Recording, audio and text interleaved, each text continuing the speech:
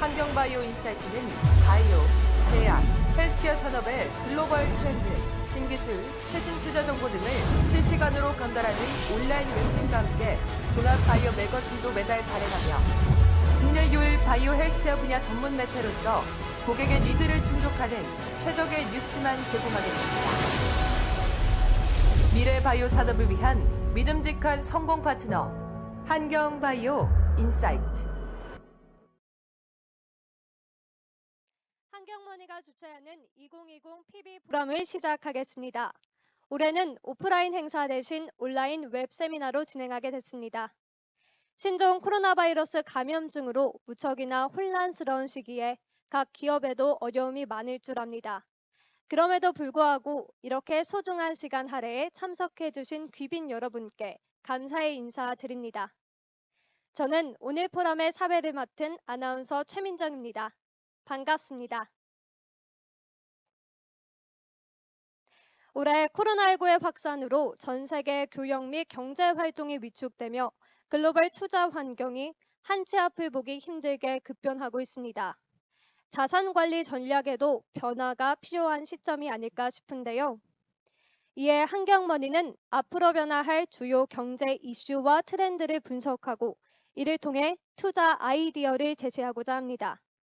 오늘 포럼은 각각의 세션별로 진행됩니다. 50분 강연 후 약 2분간의 질의응답 시간이 있습니다. 강연을 들으시면서 질문이 있는 분들은 댓글을 통해 질문 남겨주시면 됩니다. 질의응답이 끝난 뒤에는 10분 휴식 시간을 가진 뒤 바로 다음 강연을 이어가도록 하겠습니다. 첫 번째 순서입니다. 정순인 LG전자 책임연구원이 포스트 코로나 IT 트렌드라는 주제로 강연 시작하겠습니다. 정순인 책임연구원님은 LG전자 vs 사업본부에서 활동하며 사내 강사로도 활약 중입니다. 환경머니 IT 트렌드의 필진이기도 합니다. 오늘 강연에선 모빌리티를 중심으로 향후 트렌드 예측과 투자 포인트를 제시합니다. 강연 들으시면서 궁금한 점 있으신 분은 댓글로 질문 올려주시면 강연 후 모아 답변 드리도록 하겠습니다. 정순인 연구원님 모시겠습니다. 모두 집중해 주시면 감사하겠습니다. 네, 여러분 안녕하세요. 저는 오늘 첫 강의를 맡은 정순인이라고 합니다. 반갑습니다. 오늘 주제는 포스트 코로나 IT 트렌드로 모바일과 모빌리티 관련해서 강의를 드릴 거예요. 2시부터 2시 50분까지 저와 함께 하실 텐데요. 강의에 임하실 때 50분 전에 나와 50분 후에 내가 똑같으면 말도 안 되겠죠?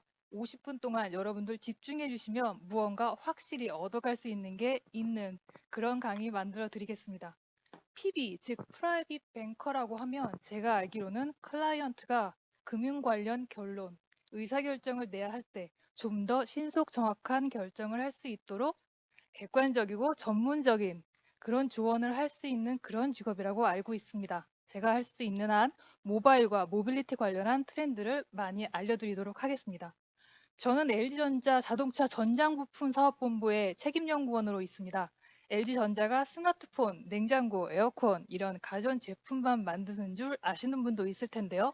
B2B 사업으로 OEM, 즉 완성차 업체를 대상으로 자동차 전장부품, 하드웨어와 소프트웨어도 탑재하는 사업을 하고 있습니다. 제가 거기서 품질 보증과 수주 대응을 맡고 있습니다. 그래서 제가 완성차 업체를 대응하면서 많이 알게 되었던 경험을 녹아내서 오늘 트렌드 많이 알려드리도록 하겠습니다. 강의 들어오실 때 제일 좋은 효과를 보시려면 지금 화면 보시면서 노트 열어두시고 오른손으로 펜 잡으시고 필기하면서 들으시면 가장 효과가 좋습니다. 나는 여의치 않다, 상황이 안 된다 하시면 PC로 보고 있다, 노트북으로 보고 있다 하시면 메모장 여시고 필기하시면서 들으시면 더욱 좋습니다. 스마트폰이다, 펜 들으시고 화면에 메모하세요. 뇌와 손을 둘 다 쓰셔야 제일 최고의 강의 효과를 낼 수 있습니다. 50분 전에 나와 50분 후에 내가 똑같으면 안 되니까요. 효과를 내야 되겠죠. 가보겠습니다. 첫 번째는 모바일 주제인데요. 포스트 코로나 시대, 언택트 시대, 모바일 쪽 트렌드가 어떻게 될지 한번 알아보겠습니다. 제가 요약해서 이렇게 한 페이지로 가져왔습니다. 모바일 시대, 스마트폰 시대에는 제일 큰 특징이 뭐냐면 모든 국민이 1인당 1개의 스마트폰을 자기 손에 쥐고 있다는 겁니다. 네트워크가 연결된 스마트폰을. 네트워크가 연결된 스마트 기기는 스마트폰이 처음이 아니에요. 아시죠? TV도 네트워크가 연결되고 냉장고도 연결된 시대고 노트북, 태블릿 무궁무진하게 많습니다. 하지만 스마트폰이 그들과 다른 이유는 네트워크가 연결된 스마트 기기인데 모든 개개인이 적어도 한 대 이상 자기 걸로 갖고 있다는 겁니다. 노트북, 보통 친구나 가족이 공유하죠. TV, 가족 구성원 4명이라고 치면 4명이 다 가지고 있지 않죠. 하지만 스마트폰은 다릅니다. 한 대, 심지어 2대 가지고 있는 분들도 있죠. 모두 다 네트워크에 24시간 365일 연결됩니다. 뭘로? 내 스마트폰으로. 그 뜻은 뭐냐면 내 스마트폰으로 온라인 세계에 항상 연결된다는 뜻입니다. 그래서 첫 번째 페이지 보시면 콘텐츠 감상, 제작, 공유가 내 개인이 가능하다는 뜻입니다. 포스트 코로나 시대, 이 코로나 시대는 언택트 시대를 훨씬 더 속도를 빠르게 가중시켰지만 사실 코로나 시대가 오기 전부터도 이미 온라인 시대는 오고 있었습니다. 속도가 좀 더 빨라졌을 뿐. 내 개인이 파워 인플루언서처럼 개개인, 인디비주얼이 콘텐츠를 단순히 감상만 하는 게 아니라 제작도 하고 내가 리뷰도 하고 향유도 하고 그 다음에 공유도 하는 이 모든 주체를 다 할 수 있게 됩니다. 예전처럼 공급자 따로 수요자 따로 있는 게 아니라 공급도 하고 수요도 하고 합니다. 한 개인이 다 할 수 있다는 뜻입니다. 마이크로 인디비주얼이. 그래서 오른쪽 보시면 그런 컨텐츠를 제공할 수 있는 플랫폼들 그리고 작가들의 수요도 늘어납니다. 정식으로 작가라고 신춘문예를 통해 데뷔한 사람만 작가가 되는 게 아니라 모바일 폰을 통해서 내가 만든 콘텐츠를 올리는 사람은 작가가 될 수 있죠. 배우 수요도 증가합니다. 그리고 나는 하고 싶은데 리소스가 안 된다. 금전적인 리소스건 휴먼 리소스건 나는 안 된다 하시는 분은 크라우드 펀딩을 통해서 여러 그 지지자들의 도움을 통해서도 자기가 원하는 컨텐츠를 만들고 공유하고 리뷰할 수가 있습니다. 이 시기에는 짧은 콘텐츠가 인기를 끌게 됩니다. 왜냐하면 공유해야 되거든요. 나만 깊이 있게 보고 하고 끝나는 게 아니라 사방팔방에 알려야 됩니다. 이런 콘텐츠 재밌어. 이런 콘텐츠 의미 있어. 너도 볼래? 같이 참여해 볼래? 얘기해야 되기 때문에 짧은 콘텐츠 그리고 고용량이 불필요하죠. 빨리빨리 공유하고 빨리빨리 피드백을 받아야 되기 때문입니다. 그리고 세로로 만든 콘텐츠가 유행하기 시작합니다. 강남의 테헤란로 쪽 가보시면 요즘 많은 간판들이 세로로 나와 있는 거 보셨을 거예요. 핸드폰으로 화면을 보는 밀레니얼 세대들을 맞춰서 간판들도 역시 세로 취향이 많이 나오고 있습니다. 두 번째는 사회적 기여인데요.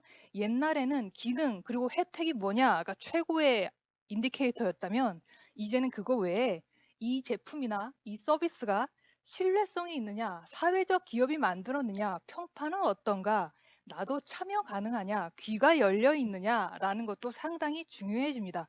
왜? 내 스마트폰으로 24시간 365일 나도 계속 참여해야 하니까요.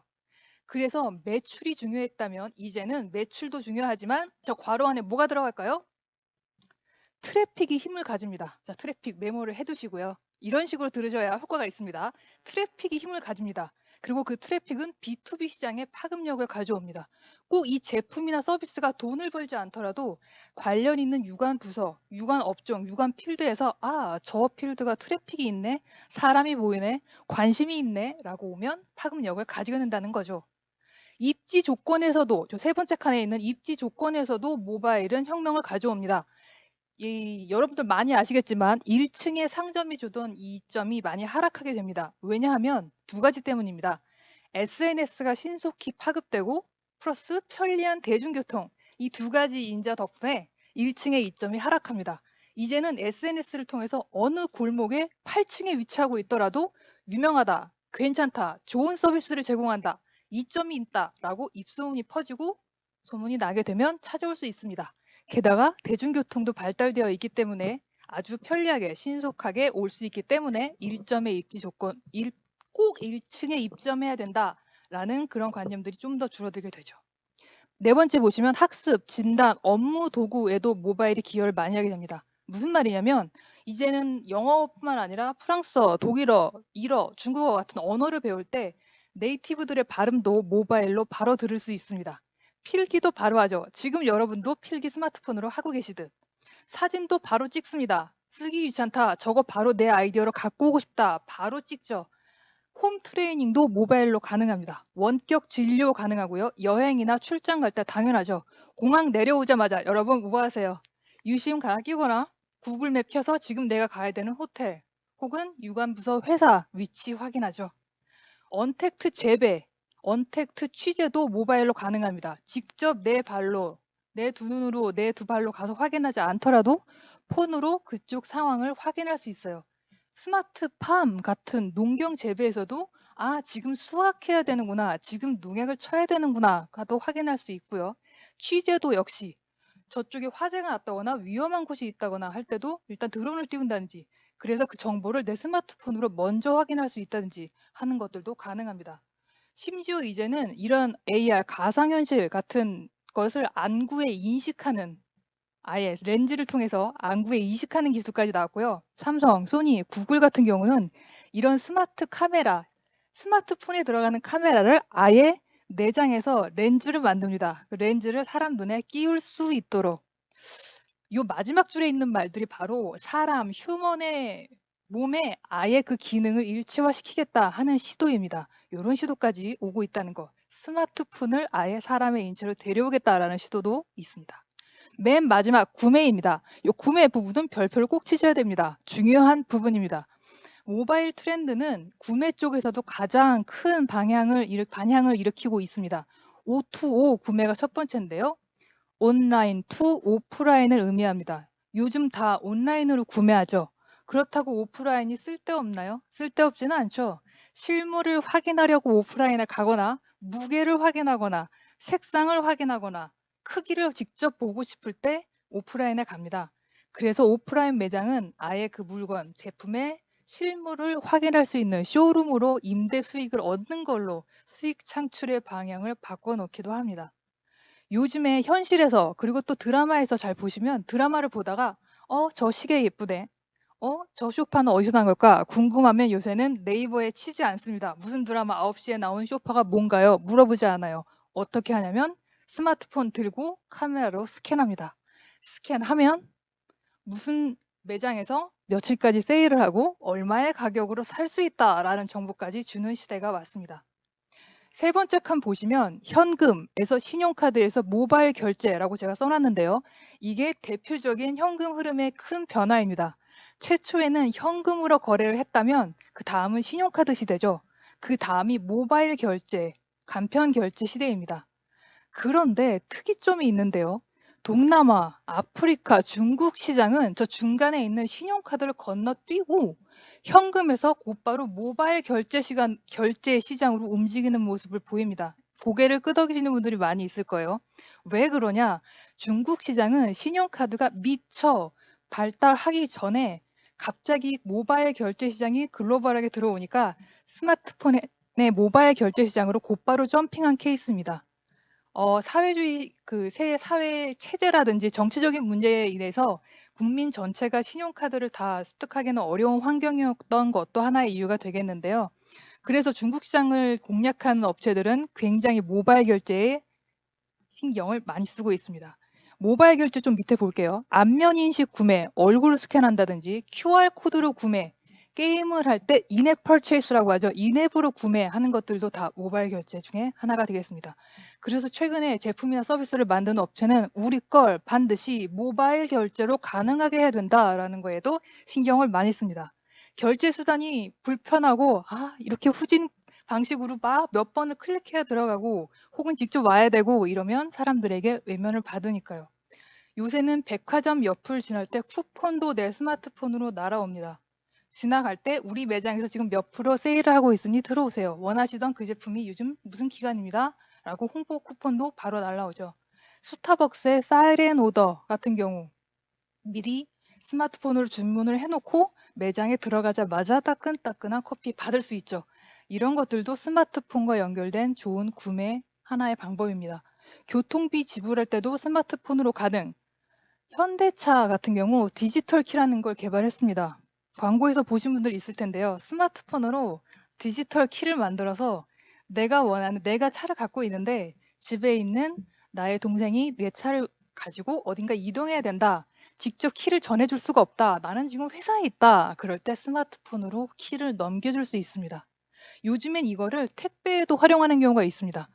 내가 지금 집에 없으니 차에 트렁크 열고 택배만 넣어놔 주세요 라고 임시 발급한 키를 택배 회사에 보내주어서 활용하는 경우도 있어요. 그래서 저 괄호에는 택배와 차 공유할 때 활용한다 라고 써두시면 되겠습니다. 그럴 때 활용할 수 있고요. 조금 더 깊이 들어가면 여러분 모바일 쪽의 구매는 꼭 5G, LTE 같은 네트워크 연결되어 있지 않아도 가능해요. 무슨 뜻이냐면 오늘 깊이 들어갈 수는 없지만 RFID, NFC 같은 블루투스, 와이파이 등등 다양한 방식으로 네트워크에 들어갈 수 있습니다.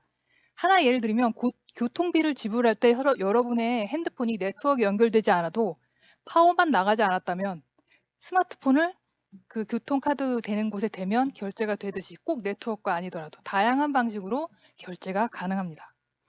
교보문고 같은 경우는 바로 구매 서비스 같은 게 있죠. 여러분 귀가 솔깃하신 분들도 있을 텐데요. 아니 이게 뭘까? 교보문고에 갔는데 책을 사고 싶습니다.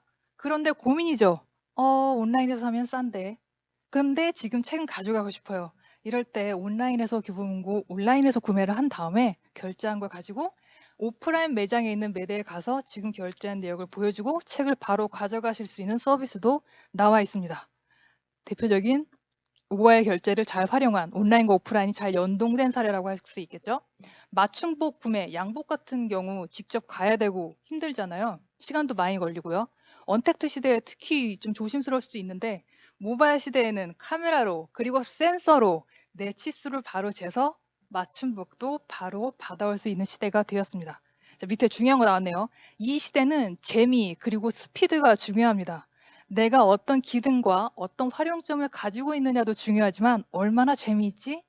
그 과정들이 얼마나 스피디하지도 중요합니다. 가격 혹은 괄호인데요. 칸트가 한 말입니다. 이 강의는 중간에 칸트의 얘기도 나와요. 칸트가 한 말인데요. 모든 재화는 가격 혹은 존엄성을 가집니다. 모든 가격을 가진 재화들은 비슷한 가격을 가진 다른 것과 교체될 수 있지만 자기만의 고유한 존엄성이 있는 애들은 바뀔 수가 없습니다. 다른 애로 교체될 수가 없죠. 그래서 이 모바일 트렌드를 잡으시려면 자기만의 존엄성을 가진 유니크한 제품 서비스 만드시는 거 중요합니다. 스토리입니다. 스토리와 과정이 중요하다. 결과물만 중요한 게 아니라 밀레니얼 세대들을 최대한 참여시키고 나도 이 제품의 한 부분을 차지했지, 같이 만들었어 라는 느낌을 주는 게 중요하다는 거. 이렇게 해서 제가 맨 오른쪽에 괄호를 넣었는데요. 뭐가 중요하냐면 빅데이터입니다. 빅데이터 확보가 가능하다입니다. 온라인, 모바일에서 구매하는 기록은 구매 행위 자체를 편리하게 하는 것도 물론 있고요. 제일 더 기업체 입장에서 중요한 거, 그리고 프라이빗 뱅커 여러분들이 주목하셔야 될 건 이 구매가 온라인으로, 모바일로 된다는 뜻은 차곡차곡 빅데이터가 생긴다는 게 중요합니다. 빅데이터가 확보되면 그 소중한 빅데이터로 좀 더 나은 제품, 좀 더 취향 저격을 할 수 있는 서비스를 개발할 수 있으니까요. 여기까지가 모바일의 간단한 트렌드였습니다. 이제 모빌리티 가보겠습니다. 여러분 모빌리티가 뭐 같으세요? 굉장히 많이 들어보셨을 텐데요. 모빌리티 많이 들어보셨을 거예요. 모빌리티는 자동차 의미할까요? 자동차만 의미하지는 않습니다. 모빌리티는 이동하는 모든 것을 의미합니다. 당신이 여기서부터 당신이 원하는 목적지까지 이동해야 될 때 당신이 타는 자동차, 버스, 지하철, 비행기 같은 모든 교통수단 플러스 공항 버스 터미널, 택시 정류장 이것도 모빌리티고요. 킥보드, 자전거 모빌리티고요. 공항에서 받을 수 있는 서비스 그런 것도 모빌리티입니다. 굉장히 범위가 넓네요, 강사님. 굉장히 넓습니다. 자동차만 의미하는 게 아니라 당신의 이동을 편리하게 해주고 의미 있게 해주는 모든 서비스를 통칭해서 모빌리티라고 표현합니다. 이제 알아보겠습니다. 스마트폰 이후 최대 먹거리라고 말하는 모빌리티 시장 한번 보겠습니다. 자율주행 공유차 얘기를 할 건데요. 이 출처는 저기 밑에 제가 써놨습니다. 완성차 업체 중에 토요타라고 있습니다. 거기서 발표했었던 토요타의 자율주행 공유차의 미래 비전이다라고 얘기했던 모습이에요. 보시면 저 자동차가 시간대별로 어떻게 변주하는지 볼 수 있습니다. 첫 번째 보시면 AM 7시 45분에 저 차가 지나가죠. 저 차 위에 뭐라고 써 있나요? 라이드 쉐어링이라고 써 있습니다. 차를 쉐어해서 목적지가 같은 사람들은 같이 탑승해서 움직일 수 있는 걸 의미합니다. 그 다음에 10시 20분이 되고 나서는 호스피털 셔틀이라고 되어 있죠. 병원 셔틀로 이용합니다. 시간대별로 니즈에 따라서 차가 그때그때 용도가 바뀌죠.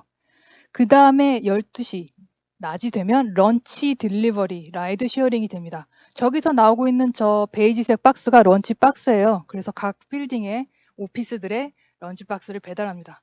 PM 4시 26분 보시죠. 거기 가보면 오피스 쉐어링도 되고요. 뒤에 보시면 타운 세이프티, 로드 컨스트럭션들이 있습니다. 이 도시의 순찰차라든지 어떤 것의 컨스트럭션, 공사를 하고 있을 때 거기를 확인하기 위해서 파견해야 되는 차라든지 이런 것들이 다 공유차가 가능하다는 뜻입니다. 이 차 한 대로 지금 매 시간대별로 움직이고 있는 거예요.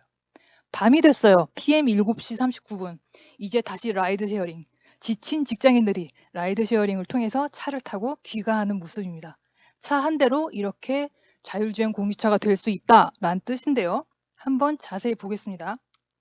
자율주행 공유차, 모빌리티의 트렌드 중에는 이거 말고도 상당히 많지만 오늘은 제가 이 시간 안에서 할 수 있는 제일 중요한 거 뽑아왔습니다. 자율주행 공유차. 밑에는 흰색이고 뒤에는 약간 그레이로 제가 그라데이션을 줬어요. 뭐가 차이가 있을까요? 강의 들으시면 항상 궁금하셔야 됩니다. 그러려니 하지 마시고 흰색 부분은 보통이고요. 그레이로 처리한 부분은 중요하다는 뜻입니다. 열심히 필기하고 계시죠? 첫 번째는 자율주행 공유차가 어떤 트렌드를 갖고 오냐면 위험을 최소화해 줍니다. 특히 포스트 코로나 시대에는 저 장점이 훨씬 더 부각되겠죠.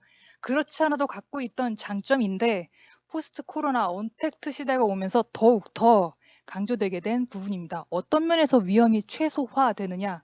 야간 배달할 때, 외곽의 재해 지역에 배달을 해야 될 때, 혹은 순찰을 해야 될 때 자율주행 공유차라면 사람이 직접 운전하지 않아요. 걔가 혼자 갈 수 있기 때문에 위험이 최소화됩니다. 로봇과 드론을 활용할 수 있습니다. 드라이브 스루 당연히 가능하고요. 언택트 주문이 확대될 때 자율주행 공유차가 많이 활용됩니다. 로봇과 드론 얘기는 좀 여기 뒤에 그림을 먼저 한번 보여드릴게요.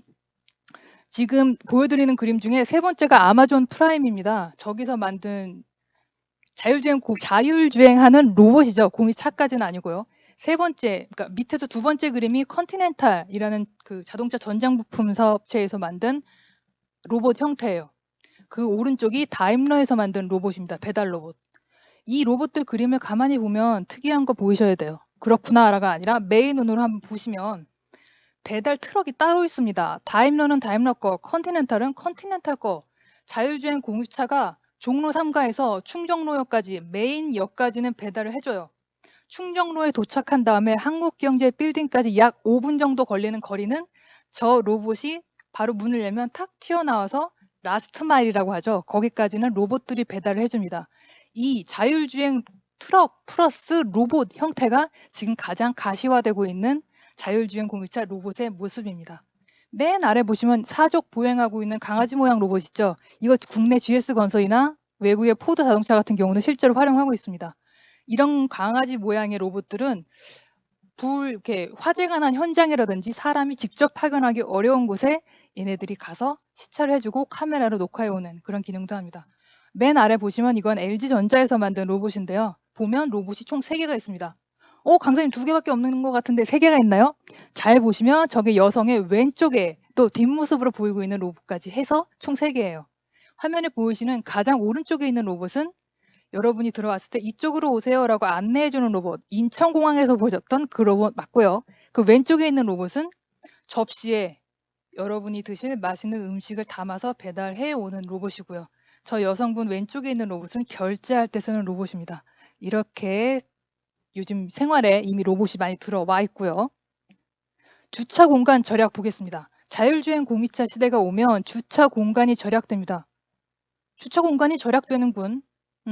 하고 끝내시는 게 아니라 조금 더 인사이트를 가져보신다면 주차 공간이 절약된다고?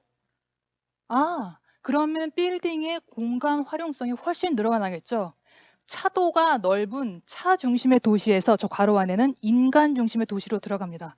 주차장에 대한 뭐랄까요? 주차장을 이곳에 요만큼씩 할당해 놔야 된다. 빌딩 지하에 얼만큼 할당해야 된다라는 고민을 할 필요 없이 오롯이 인간에게 공간을 할당할 수 있는 트렌드가 온다는 거고요. 테슬라, GM 같은 경우는 온라인으로 판매를 합니다. 자동차도. 자동차 자판기까지 나오고 있습니다. 이렇게 온라인으로 언택트로 자동차를 판매하는 시대까지 나오고 있고요. 중요한 거 나왔죠. 원소스 멀티유즈 모듈형 차량. 원소스 멀티유즈.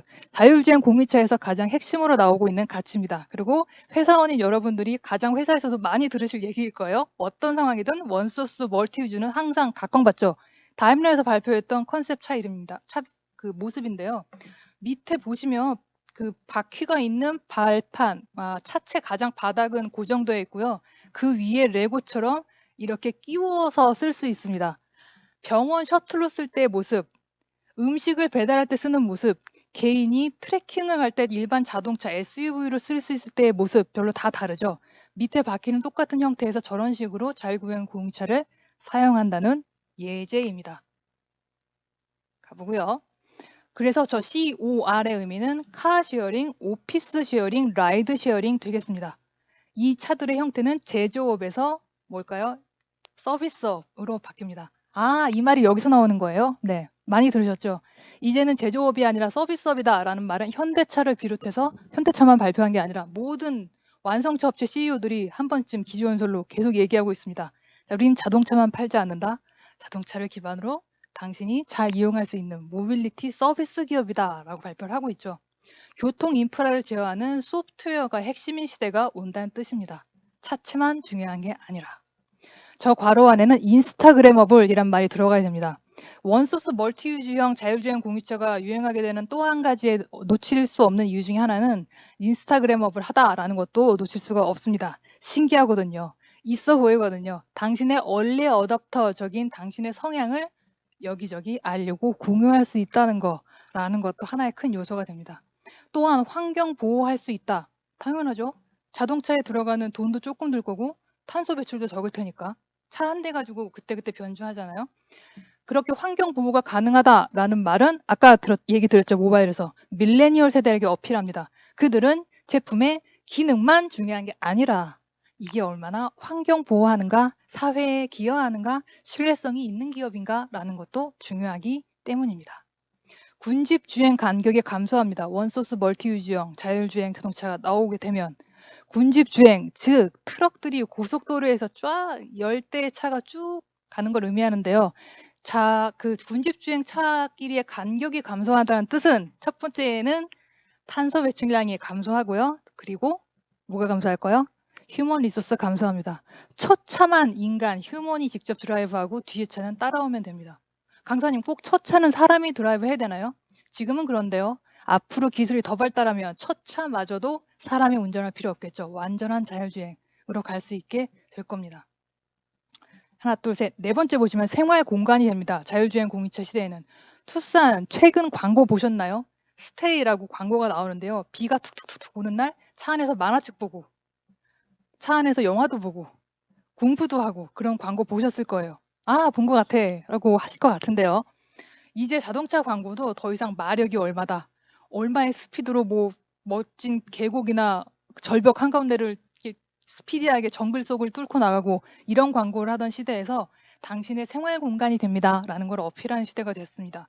왜냐하면 자동차, 모빌리티는 움직이는 스마트폰, 바퀴 달린 움직이는 스위트룸, 바퀴 달린 스마트폰, 토털 엔터테인먼트가 되기 때문입니다. 움직이는 스위트룸은 호텔에서 말하는 그 스위트룸 맞습니다.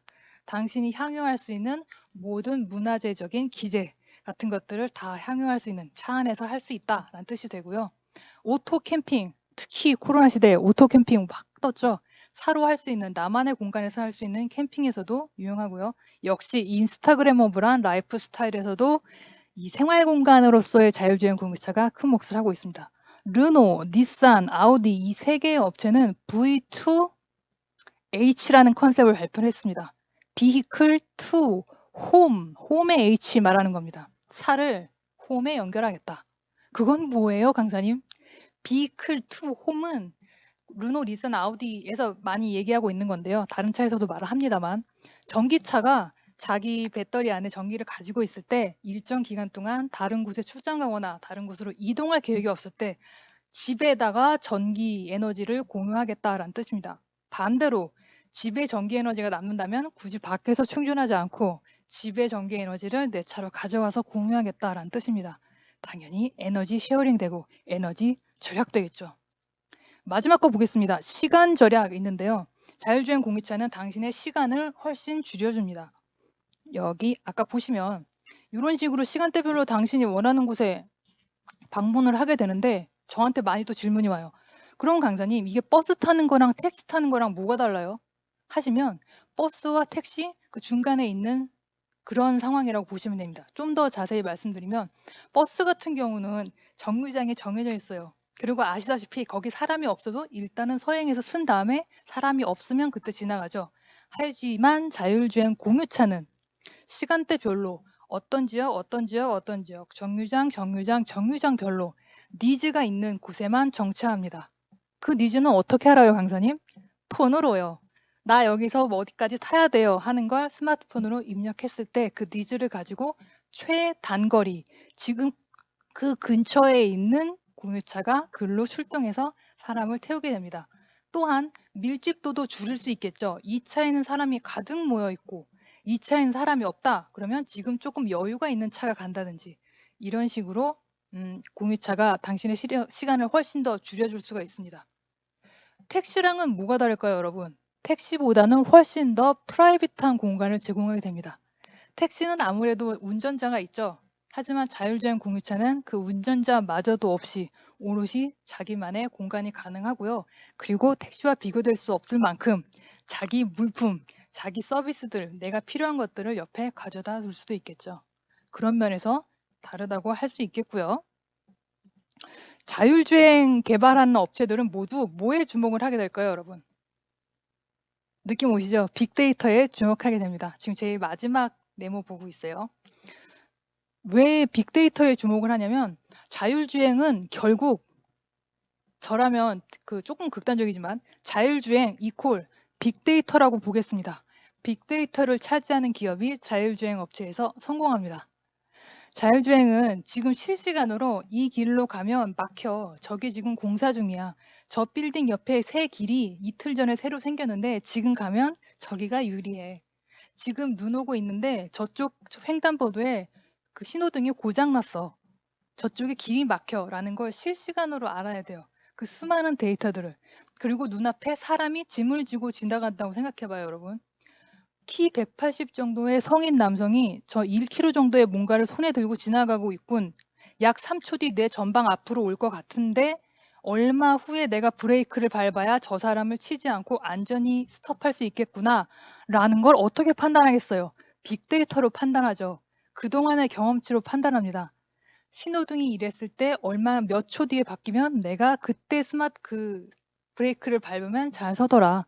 저 키에 저 몸집의 성인은 이 정도 시간이 흐른 뒤에야 이 시야 안에 들어오더라. 비 오는 날은 보통 인간의 보폭이 어느 정도 줄더라. 라는 것들이 빅데이터로 쌓여 있어야 되기 때문입니다. 그래서 자율주행 업체들은 모두 빅데이터를 주목합니다. 제가 방금 말한 비 오는 날은 이렇더라. 성인 남성의 경우는 스피드가 이렇더라. 물건을 들었을 때와 물건을 안 들었을 땐 이렇더라. 날씨에 따라 이렇더라. 라는 것들을 빅데이터로 분석하고 활용하려면 이름 많이 들어보셨죠? 오늘 다루지는 않겠습니다만 그게 바로 머신러닝, 딥러닝 그런 방식들입니다. 계속 소프트웨어가 러닝, 배워야 이 빅데이터를 통해 배워야 자율주행이 가능해집니다. 자, 보겠습니다. 맨 밑에 박스예요. 애플, GE, 우버 얘기를 제가 해드릴 텐데요. 자율주행 공유차가 시간을 절약하기 위해서 빅데이터를 어떻게 활용하고 있는지 좀 알려드리겠습니다. 애플 같은 경우는 최근에 음악 스트리밍 업체 스타트업들을 세네개 꽤 많이 인수했어요. 왜 인수했을까? 그쪽 사업으로 가려고 하나? 라고 생각하지 마시고 좀 더 인사이트를 가지시려면 생각해 보세요. 얘가 왜 그 업체들을 인수했을까? 음악 스트리밍 업체들의 특징은 뭐냐면 내가 어떤 노래를 들을 때 이 노래 제목이 뭐지? 라고 물어볼 때도 있고요. 어떤 밤에, 어떤 날씨에 이 음악을 많이 듣는군. 어떤 여성이나 어떤 남성은 특정 음악을 많이 듣는군. 이 지역에서는 이 음악을 많이 듣는군 하는 데이터가 차곡차곡 쌓입니다. 사람의 취향 데이터가 상당히 많이 쌓이게 되겠죠.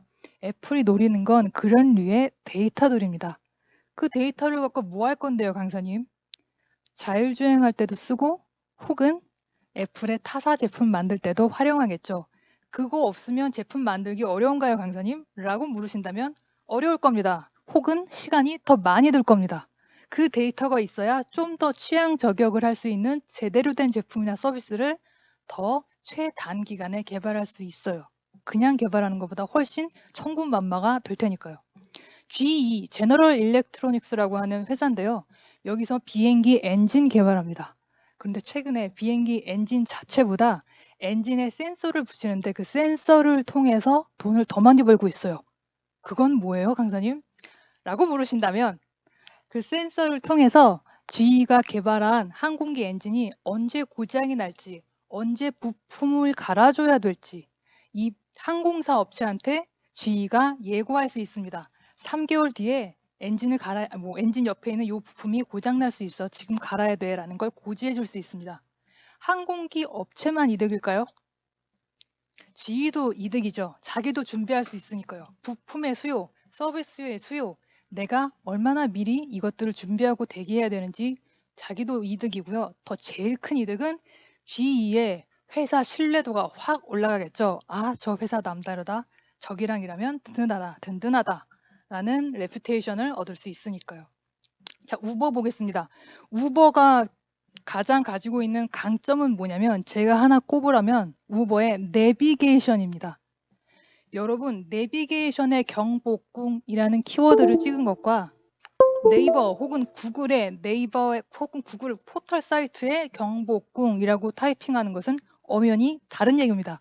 차원이 다릅니다. 뭐가 다르냐면 우버에 있는 내비게이션에 입력한 경복궁은 나 지금 경복궁으로 이동하고 싶어라는 확실한 이동 의사의 표시입니다. 아, 그럼 네이버나 구글에 입력한 경복궁은요? 그건 여러 가지 변수가 있죠. 경복궁 근처 맛집이 궁금할 수도 있고, 경복궁에 지하철역이 뭐가 있나가 궁금할 수도 있고, 개장 시간이 몇 시인가가 궁금해서일 수도 있어요. 하지만 우버의 내비게이션은 확실한 이동 의사죠. 그래서 우버에는 빅데이터가 착실하게 쌓입니다. 어떤 빅데이터? 어떤 성별의 어떤 주인이 주로 무슨 요일에 무슨 시간대에 어디서 어디로 움직이고 싶어 하더라. 그런데 가다가 여기로 목적지를 바꾸는 경우가 빈번하더라.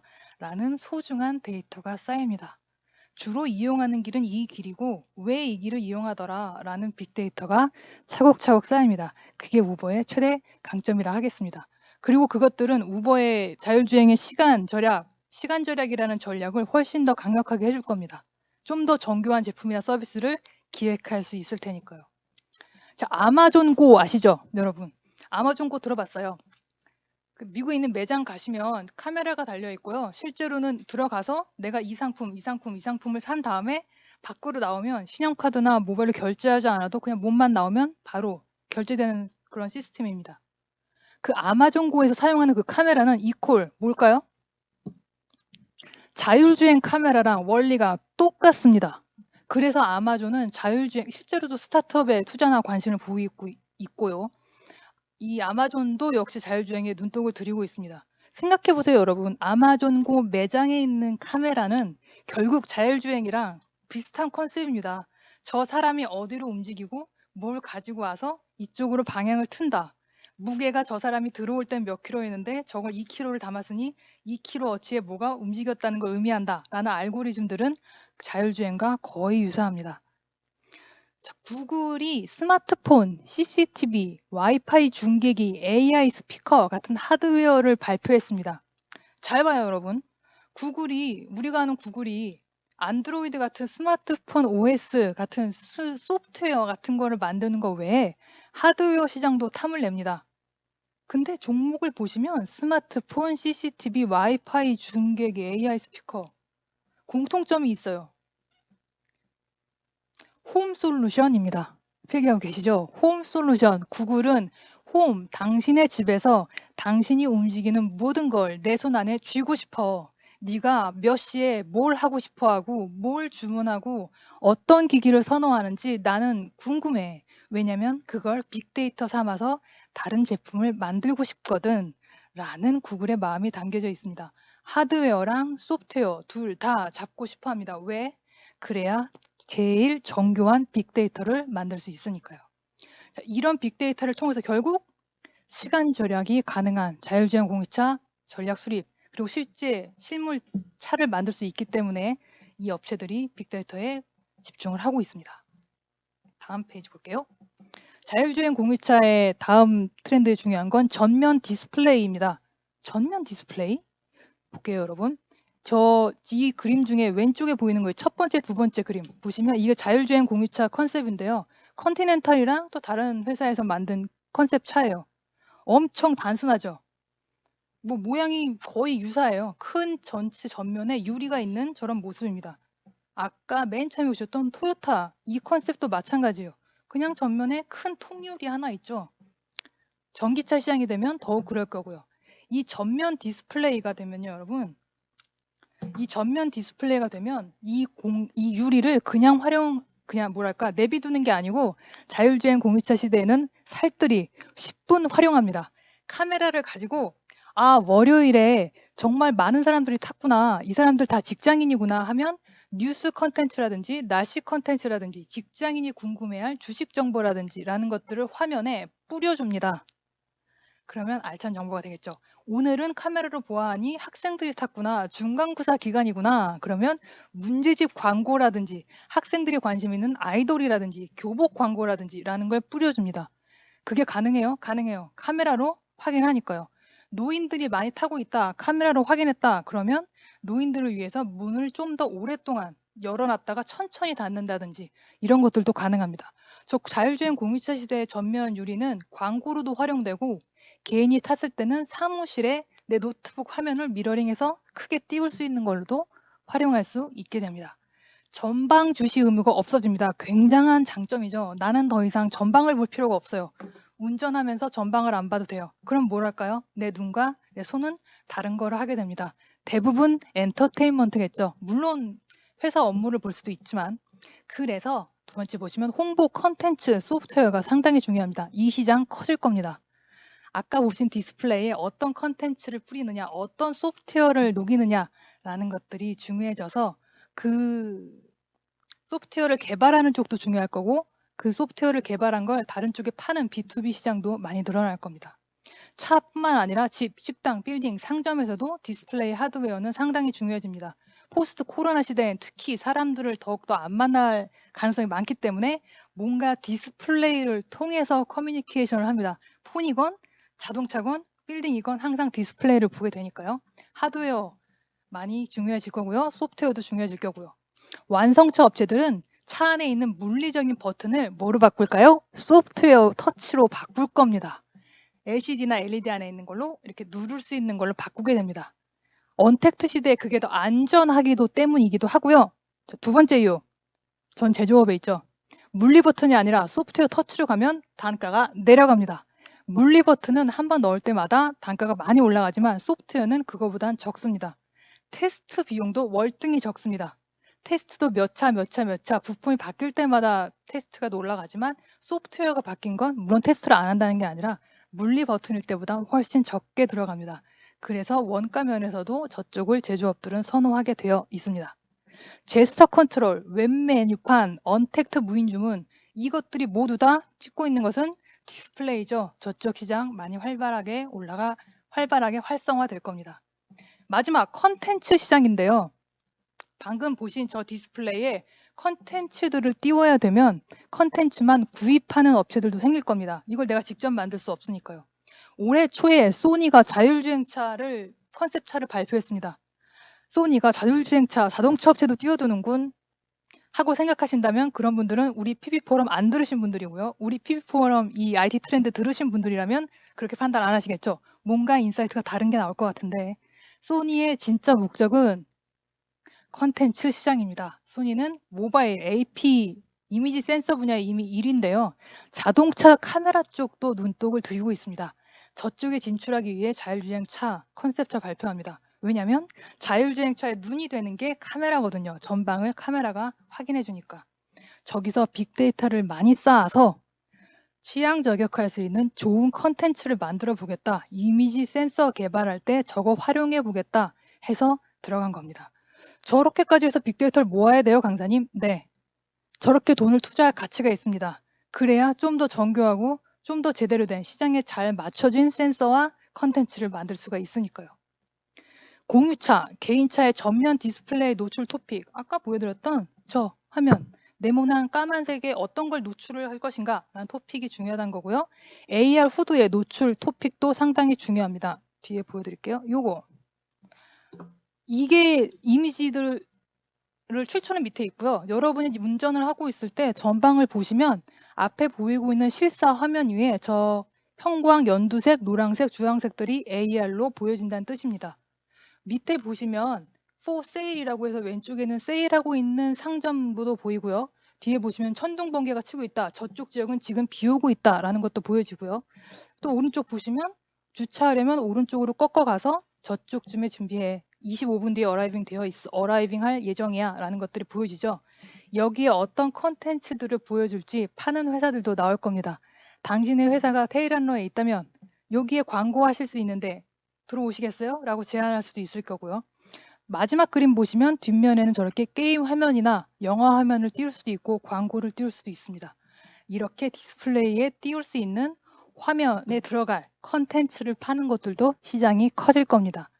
자동차 앱스토어라는 것도 있는데요. 하나, 둘, 셋, 네 번째에 있습니다. 스마트폰에서 여러분이 쓰시는 그 앱스토어 맞습니다. 강사님, 그게 자동차에서도 나오는 건가요? 자동차에서도 앱스토어 나올 겁니다. 이미 있는 곳들도 있고요.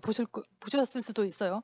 앱스토어에 들어갈 수 있는 컨텐츠 개발하는 업체들도 많이 뜰 겁니다. 컨텐츠를 제안하는 업체도 뜰 거고. 포르쉐 같은 경우는 차 내에서 VR 게임도 개발을 하고 있는데요. 이 업체는 어떻게 하고 있냐면 그냥 VR 안경만 끼고 게임만 하는 게 아니라 실제와 싱크를 맞춥니다. 내 차가 지금 덜컹덜컹 언덕길을 올라가고 있다. 그럼 VR 게임도 그걸 인식해서 언덕길을 올라가고 있는 게임 환경으로 만들어주고요. 비가 와서 후두둑 창문을 때리고 있는 소리가 들린다. 그러면 게임 안에서도 비 오고 있는 환경이라든지 자이로 센서 같은 걸 활용해서 그 실제 당신이 느끼고 있는 그 센싱을 게임 안에서도 느낄 수 있게 해줍니다. 구글 웨이모 같은 경우는 운전 스타일 옵션 같은 것도 두고 있습니다. 무슨 말이냐면 나는 정말 시간이 제일 중요하다. 험한 길, 많이 막 그 도로가 포장 상태가 좋지 않은 길도 상관없으니 무조건 20분 안에 주파할 수 있는 길이 좋다 하는 분들도 있을 거고 나는 늦게 가도 상관없다. 우아하고 안전하고 조용한 길을 원한다. 이걸 선호하는 분들도 있을 거예요. 이런 운전 스타일도 옵션을 넣어서 판매하기도 합니다. 소프트웨어가 그만큼 중요해졌다는 뜻이죠. 조용한 스타일, 다이내믹한 스타일 이런 식으로 팔기도 합니다. 이렇게 AR, VR을 통해서 컨텐츠 시장이 줄 수 있는 건 편리와 뭘까요? 재미입니다. 요새는 편리만 하다, 기능이 좋다가 중요하기도 하지만 더 중요한 건 재미입니다. 내 맘대로 맞춰지네. 내가 고를 수 있네. 라고 재미를 주는 것도 굉장한 특장점이 되기 때문입니다. 자, 마지막 거 보겠습니다. 요약인데요. 모바일, 우리 앞에서 살펴봤죠. O2O, 온라인 투 오프라인. 모빌리티는 자율주행 공유차, 특징 등 살펴봤습니다. 핵심으로 딱 두 개만 꼽는다면 뭐가 있을까요? 강사님이 말해주겠지 하고 기다리지 마시고 지금 필기에 둔 거 한번 살펴보세요. 내가 뭐라고 적었나? 첫 번째, 모바일에서 제일 중요했던 거 한번 볼까요? 저기 이렇게 꺽쇠 있고 괄호 있고 확보돼 있죠? 제가 여기 뭐라고 했어요? 빅데이터라고 했었죠? 모빌리티 쪽에서도 저 밑에서 보시면 자율주행 개발 업체는 모두 빅데이터 주목이라고 했습니다. 그래서 여기 핵심에 마지막 들어가는 첫 번째는 빅데이터라고 하겠습니다. 그리고 마지막 하나는 컨텐츠입니다. 모바일도 모든 인디비주얼이 자기만의 컨텐츠를 개발도 하고 공유도 하고 향유도 하고 할 수 있고요. 즉 공급자와 소비자가 따로 있는 게 아니라 내가 다 할 수 있다. 컨텐츠가 굉장히 부응하는 시기가 될 거다라는 거고요. 모빌리티도 역시 자율주행 공유차 시대의 디스플레이, 전방 주시 의무가 없어지면서 그 디스플레이 놀리지 않죠? 광고 시장, 내가 공부하고 있는 문제집, 회사 일을 하고 있는 PPT 기획서, 보고서들을 띄울 수 있는 컨텐츠, 그 디스플레이 화면에 띄울 수 있는 컨텐츠 중요하다는 뜻으로 잘 기억하시면 되겠습니다. 여기까지가 제가 오늘 준비한 내용입니다. 제가 오늘 시작할 때 말씀드렸죠. 2시에 나와 2시 50분에 나는 다시 태어나야 된다고. 50분이 지났으면 내가 투자한 50분 대비 바뀐 게 있어야 됩니다. 바뀐 게 있다고 제가 말씀드렸는데 제가 약속을 지켰나요? 오프라인에서 만났으면 여러분 반응도 보고 눈을 하나씩 맞춰가면서 반응을 볼 텐데 조금 아쉽습니다만 다음에 또 기회가 되면 오프라인으로 직접 뵙고 더 많은 얘기 나눠봤으면 좋겠습니다. 오늘 열심히 해주셔서 감사하고요. 만나서 정말 반가웠습니다. 네, 강의를 들으면서 정말 다시 태어난 기분이 들었는데요. 빅데이터에 대한 다양한 말씀이 정말 인상 깊었습니다. 그럼 댓글로 올라온 글 중 몇 개를 골라 연구원님께 질문 드리도록 하겠습니다. 네, 연구원님, 첫 번째 질문입니다. 향후 언택트 시대 모바일 앱, 모바일 사업이 성공하려면 어떤 포인트에 주력해야 할까요? 네, 모바일 앱, 모바일 컨텐츠, 모바일 시장, 무조건 모바일 쪽이 들어가면 제일 중요한 건 여러분 대답 나와야 되는데요. 결제 분야입니다. 결제를 간편하고도 불안하지 않게 시큐리티가 탄탄한 결제 시스템을 만드는 게 중요합니다. 모바일로 간편하게 되면서 예전에 비해서는 보안이 굉장히 신경 쓰이지 않을 수 없는데요. 결제할 때 결제를 편리하게 해줌과 동시에 탄탄한 보안 시스템을 갖추는 거, 이 두 가지가 모바일 시장에서 모바일 앱 만드실 때 가장 중시해야 할 분야이겠습니다. 네, 탄탄한 보안 정말 꼭 기억하겠습니다. 두 번째 질문입니다. 미래 모빌리티 시장에 완성차 회사 외에도 IT 회사 등 여러 회사가 뛰어들었는데요. 경쟁력이 큰 회사는 어디일까요?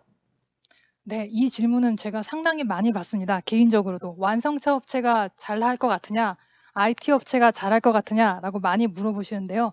그 토픽 하나 가지고도 사실 1시간짜리가 나올 수 있습니다. 그런데 제가 오버롤하게 말씀드리자면 자율주행 공유차 시대에서 본다면 빅데이터를 착실하게 쌓는 업체가 제일 중요합니다. 그래서 이 분야에서는 사실 IT 업체가 유리한 게 사실은 맞아요. 빅데이터를 만드는 분석하는 거나 알고리즘을 가지고 활용하는 거나 IT 업체가 많이 기존의 능력을 가지고 있는 게 맞는데요. 완성차 업체도 만만치 않습니다. 다른 스타트업을 인수한다든지 완성차 업체 안에 소프트웨어 부서를 만들어서 이미 그 내부 안에 인하우스로 엔지니어를 확보하고 있다든지 경쟁력이 많이 있거든요. 그래서 지금은 그러니까 지금 딱 어느 업체가 더 독보적으로 더 확실하다라고 말씀드리긴 어렵겠지만 빅데이터를 필두로 해서 소프트웨어를 좀 더 탄탄하게 확실히 차지하고 있는 업체가 좀 더 유리하겠습니다. 네, 아까 답변 중에서 탄탄한 보안 시스템이 중요하다고 말씀하셨는데요. 모바일 결제 시스템 추천해 주실 만한 게 있다면 어떤 게 있을까요? 네, 결제 시스템을 추천해 드리려면 업체 이름을 특별히 말씀을 드려야 하기 때문에 그거는 곤란할 것 같고요. 네, 특별히 그렇게까지 말씀드릴 거기는 어려울 것 같고요. 지금 말씀드렸던 QR코드라든지 안면 인식이라든지 라는 여러 가지 방식 중에서 여러분 그 업종과 필드에 가장 맞는 걸 선택하시면 좋을 것 같습니다. 네, 본인 분야에 잘 맞는 걸 선택하는 게 좋을 것 같습니다.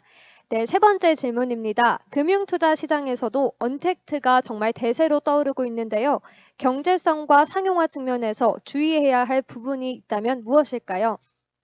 네, 금융시장에서 언택트라고 말씀을 드리면 제일 중요한 건 아까 모바일 쪽과 좀 겹치는데요. 시큐리티 문제가 가장 중요합니다. 그래서 보안이 확실하게 되어 있는 게 중요하고 실제로 요즘에 자동차 업계, 조금 다른 얘기지만 모빌리티 시장 같은 경우도 사이버 시큐리티라고 해서 유럽차들은 그걸 필수로 그 사이버 시큐리티 관련해서 인증을 받아야 된다든지 안전 기능이 확실히 개런티 되는 것들만 완성차에 탑재되는 등 기준이 강화되고 있습니다. 그래서 금융업체에서도 언택트 시대의 시큐리티 분야를 신경을 많이 쓰셔야 하겠습니다.